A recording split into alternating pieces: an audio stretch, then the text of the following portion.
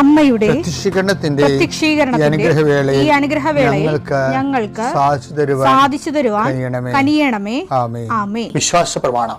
സർവശക്തനായ പിതാവും ആകാശത്തിന്റെയും ഭൂമിയുടെയും സൃഷ്ടാവുമായ ദൈവത്തിൽ ഞാൻ വിശ്വസിക്കുന്നു. അവിടുത്തെ ഏകപുത്രനും ഞങ്ങളുടെ കർത്താവുമായ ഈശോ മിശിഹായിലും ഞാൻ വിശ്വസിക്കുന്നു.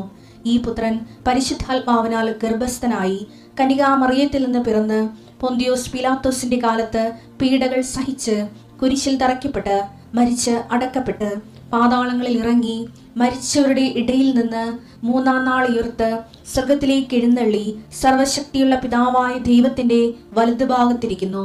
അവിടെ നിന്ന് ജീവിക്കുന്നവരെയും മരിച്ചവരെയും വിധിക്കുവാൻ വരുമെന്നും ഞാൻ വിശ്വസിക്കുന്നു. പരിശുദ്ധാത്മാവിലും ഞാൻ വിശ്വസിക്കുന്നു.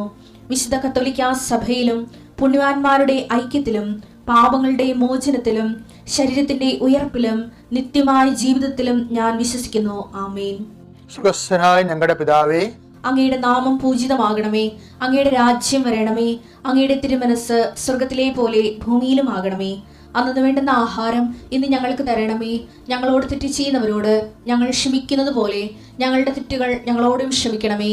ഞങ്ങളെ പ്രലോഭനത്തിൽ ഉൾപ്പെടുത്തരുതേ, തിന്മയിൽ ഞങ്ങൾ രക്ഷിക്കണമേ. ആമേൻ. നന്മ നിറഞ്ഞ മറിയമേ, സ്വസ്തി. കർത്താവ് അങ്ങയുടെ കൂടെ സ്ത്രീകളിൽ അങ്ങ് അനുഗ്രഹിക്കപ്പെട്ടവളാകുന്നു. അങ്ങയുടെ ഉദരത്തിൻ ഫലമായി ഈശോ അനുഗ്രഹിക്കപ്പെട്ടവനാകുന്നു. പരിശുദ്ധ മറിയമേ, തമ്പുരാന്റെ അമ്മേ, പാപികളായ ഞങ്ങൾക്ക് വേണ്ടി ഇപ്പോഴും ഞങ്ങളുടെ മരണസമയത്തും തമ്പുരാനോട് അപേക്ഷിക്കണമേ. ആമേൻ. കർത്താവിന്റെ ഉന്നതമായ നാമത്തിന് സ്തോത്രം ചെയ്യുന്നു. കർത്താവിന്റെ വിശുദ്ധ പൗരോഹിത്യത്തെ മഹത്വപ്പെടുത്തണമേ. കർത്താവെ, സഭയിലുള്ള സാന്നിധ്യം പ്രകടമാക്കണമേ.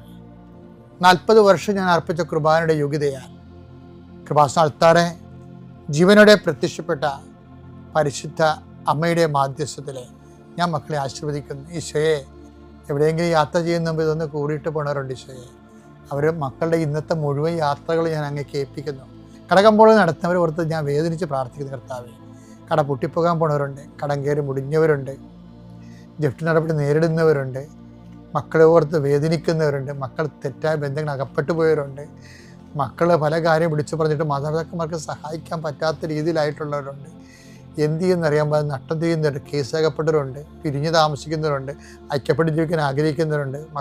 കർത്താവ്, അവരെല്ലാം എൻ്റെ കർത്താവിൻ്റെ ഉന്നതമായ നാമത്തിൽ സഭയുടെ അധികാരത്തിൽ കുരിശിൻ്റെ അടയാളത്തിൽ ദൈവശക്തിയായി ഞാൻ ആസ്വദിക്കുന്നു. കർത്താവെ, മക്കളില്ലാത്തവരുടെ സംഘടന നീ കാണുന്ന കർത്താവെ, പിരിഞ്ഞ് താമസിക്കുന്നവരുടെ ഒറ്റപ്പെട്ട് ജീവിക്കുന്നവരുടെയും കർത്താവെ, പലരെയും വിളിച്ചുകൊണ്ട് പോകേണ്ടി വരും. കർത്താവെ, അവരെ വിളിച്ചുകൊണ്ട് പോകാൻ ഇടയാക്കണ ഈശോയെ. അവർ ജീവിത പങ്കാളി അവരെ നിരാകരിച്ച ജീവിത പങ്കാളികൾക്ക് മനസ്സാന്തം ഉണ്ടായി അവരെ ഒന്ന് വിളിച്ചുകൊണ്ട് പോകാനോ ഫോൺ വിളിക്കാനോ കർത്താവെ ഇടയാക്കണമെന്ന് പ്രാർത്ഥിക്കുന്നു.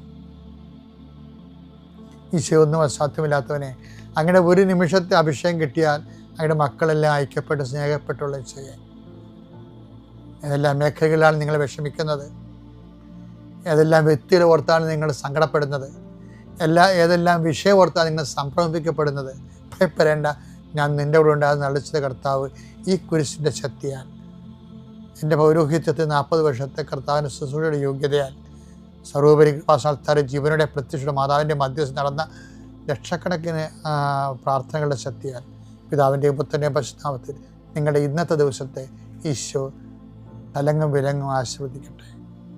സ്തുതിയായിരിക്കട്ടെ. അമ്മ മാതാവിൻ്റെ തിരുക്കുമാരനും ഞാൻ കൊടാനുകോടി തന്നെ പറയുന്നു. എൻ്റെ പേര് ഹെലൻ മാത്യു. ഞാൻ വരുന്നത് പാലായിൽ നിന്നാണ്. ജർമ്മനിയിലേക്ക് പോകുന്ന ആഗ്രഹമായിട്ടാണ് ഞാൻ ഇവിടെ വന്ന് ഉടമ്പടി എടുത്തത്.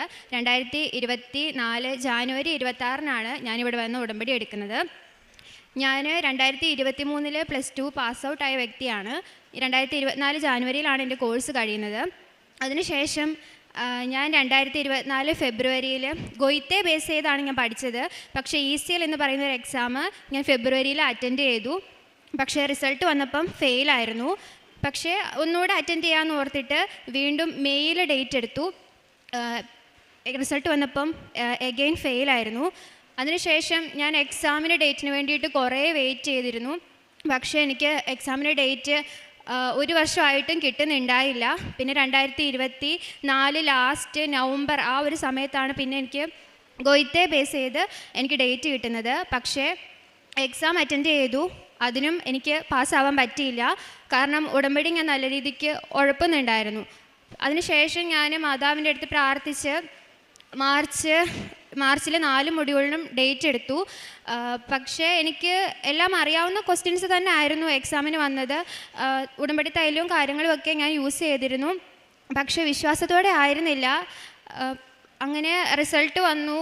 എനിക്കെല്ലാം അറിയാവുന്ന ആൻസേഴ്സ് തന്നെ ആയിരുന്നു എഴുതിയിരുന്നത്. പക്ഷേ റിസൾട്ട് വന്നപ്പം എഴുതിയ എല്ലാ മൊഡ്യൂളിലും ഞാൻ ഫെയിലായി. അതിനുശേഷം എനിക്ക് മനസ്സിലായി ഇത് എന്നെക്കൊണ്ട് പറ്റുന്ന കാര്യമല്ല എന്ന് മനസ്സിലായി.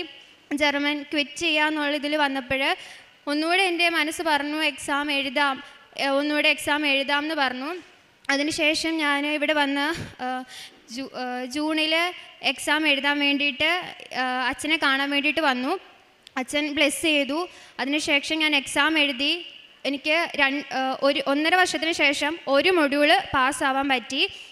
അതിനുശേഷം എൻ്റെ കൂട്ടത്തിലുണ്ടായിരുന്ന ഒരു ചേച്ചി ജർമ്മനിക്ക് പോയി 2 മൊഡ്യൂള് വെച്ച്. അപ്പം ആ ചേച്ചി പറഞ്ഞു, എടി നീ ഒരു മൊഡ്യൂള് വെച്ചിട്ട് ഈ ചേച്ചി പോയ ഏജൻസിയിലൊന്ന് ചോദിച്ച് നോക്ക്, ചിലപ്പോൾ അവർ ചെയ്യാൻ പറ്റുമെന്ന് എന്ന് പറഞ്ഞു. അപ്പം ഞാൻ അവരുടെ അടുത്ത് പറഞ്ഞപ്പോൾ അവർ പറഞ്ഞു നമുക്ക് ഒരു മൊഡ്യൂൾ വെച്ച് സ്റ്റാർട്ട് ചെയ്യാമെന്ന് പറഞ്ഞു. പക്ഷേ അവർ പറഞ്ഞ ഏജൻറ്റ് ഫീസ് എനിക്ക് താങ്ങാവുന്നതിലപ്പുറമായിരുന്നു. അപ്പം അതുകൊണ്ട് അതെന്തായാലും അതുവഴി പോകാൻ പറ്റത്തില്ലെന്ന് എനിക്ക് ഉറപ്പായിരുന്നു. അതിനുശേഷം ചേച്ചി പറഞ്ഞു ചേച്ചിയുടെ എംപ്ലോയർ ഡയറക്റ്റ് നെക്സ്റ്റ് ഇയറിലേക്ക് ഈ കോഴ്സിന് വേണ്ടിയിട്ട് ആൾക്കാരെ എടുക്കുന്നുണ്ട് എന്ന് പറഞ്ഞു. എന്നിട്ട് ഞാൻ ഡയറക്റ്റ് അപ്ലൈ ചെയ്തു. ഞാനും ചേച്ചിയുടെ ഒരു കസിനും വേറെ 2 കുട്ടികളൂടെ അപ്ലൈ ചെയ്തു.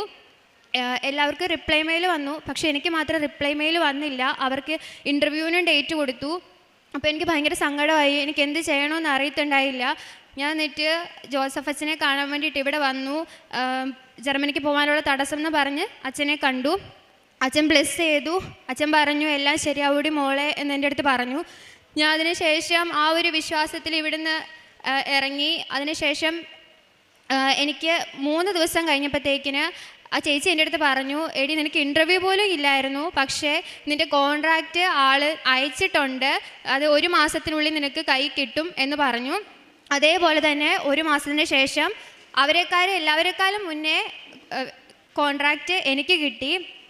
അതിനുശേഷം അവർ പറഞ്ഞു കുറച്ചും കൂടെ മൊഡ്യൂൾസ് എഴുതി എടുക്കണം, ഈ 1 മൊഡ്യൂൾ വെച്ച് വന്നു കഴിഞ്ഞാൽ ഭയങ്കര പാടായിരിക്കുമെന്ന് പറഞ്ഞു. അതിനുശേഷം ഞാൻ വീണ്ടും എക്സാമിന് ഡേറ്റ് എടുത്തു. അച്ഛനെ വന്ന് കണ്ടു, പ്രാർത്ഥിച്ചു. അച്ഛൻ ബ്ലെസ് ചെയ്തു. അച്ഛൻ എല്ലാവരോടും പറയുന്ന പോലെ എൻ്റെ അടുത്തും പറഞ്ഞു പോയി വിജയിച്ചിട്ട് വരാൻ പറഞ്ഞു. അതേ മുണക്ക് തന്നെ റിസൾട്ട് വന്നപ്പം ഞാൻ പാസ്സായി. അതിനുശേഷം വലിയൊരു തടസ്സമായിരുന്നു അക്കോമഡേഷൻ. നമുക്ക് അക്കോമഡേഷൻ എടുക്കാമെന്ന് പറഞ്ഞത് സ്വന്തമായിട്ട് എടുക്കാൻ പറ്റിയ ഒരു കാര്യമല്ല. അപ്പം എംപ്ലോയർ പ്രൊവൈഡ് ചെയ്യാത്തത് കൊണ്ട് നമ്മൾ തന്നെ കണ്ടുപിടിക്കണം. അപ്പം ഞാനൊരു ഏജൻറ്റിനെ കോണ്ടാക്ട് ചെയ്തു. ആ ഏജൻറ്റ് പറഞ്ഞു നമുക്ക് അക്കോമഡേഷൻ കണ്ടുപിടിക്കാമെന്ന് പറഞ്ഞു.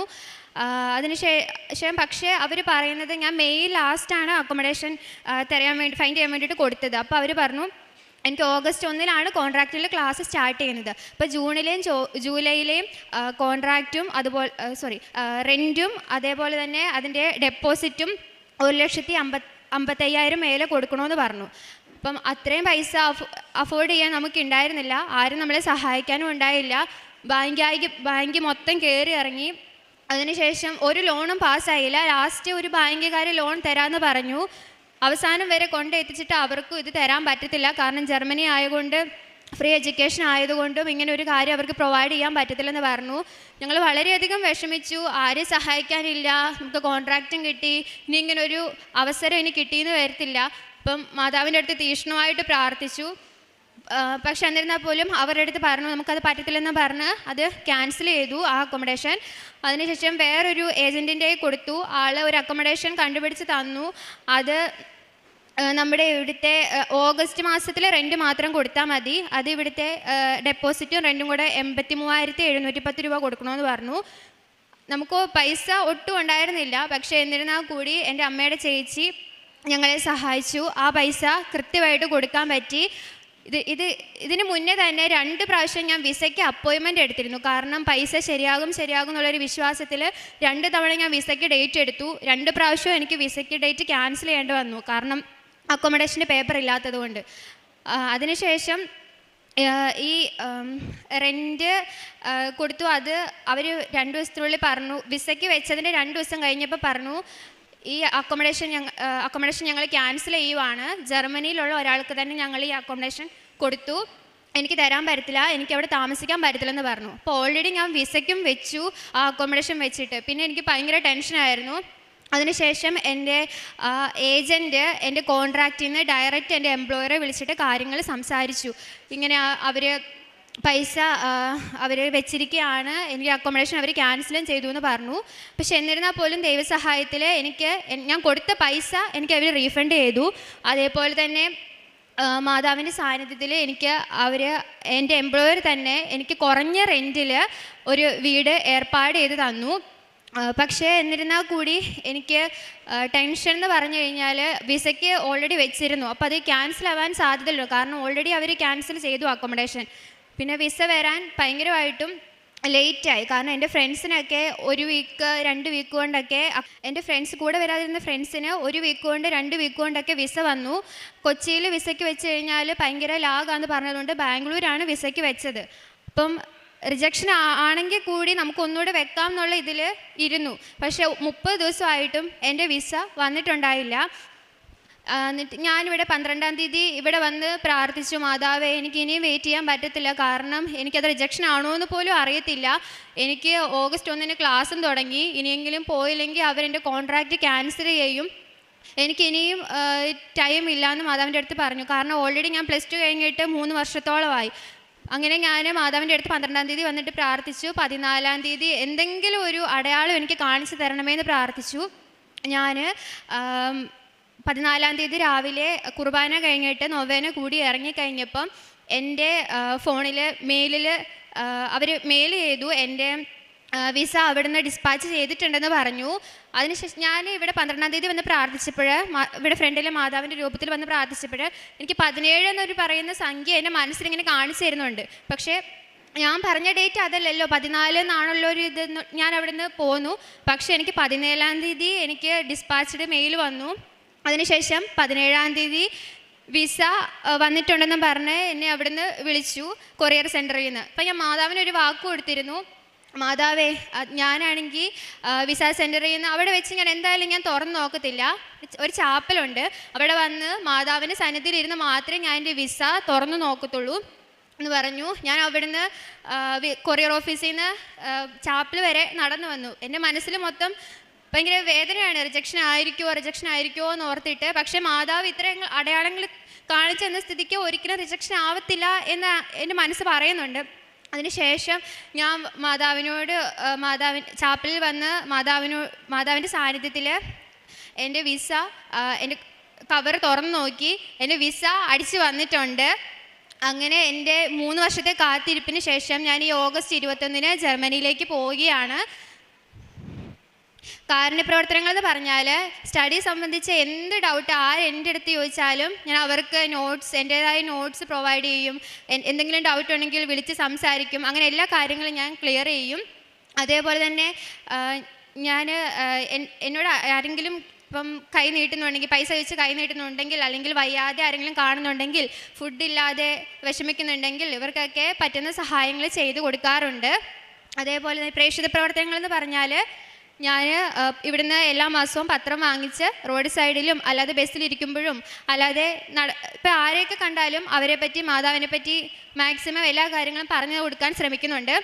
അതേപോലെ തന്നെ എല്ലാ ദിവസങ്ങളിലും ഞാൻ ചാപ്പലിൽ പോയിട്ട് അരമണിക്കൂർ ബൈബിൾ വായിക്കും. അതേപോലെ തന്നെ കൊന്ത ചൊല്ലും. സോഷ്യൽ മീഡിയ യൂസേജൊക്കെ കുറച്ചിട്ട് കൂടുതലും കൊന്ത ചെല്ലാനും ബൈബിൾ വായിക്കാനും മാതാവിനോടും ദൈവത്തോടും കൂടുതൽ അടുക്കാനായിട്ടുള്ള വഴികൾ ഞാൻ കണ്ടെത്താറുണ്ട്. അതിന് ഫലമായിട്ടാണ് ഇപ്പം മാതാവ് എനിക്ക് ഇത്രയും വലിയൊരു സക്സസ് തന്നത്.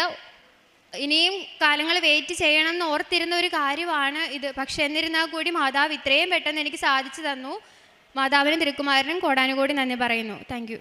വെളിപാടിൻ്റെ പുസ്തകം 2-ാം അധ്യായം 10-ാം തിരുവചനം.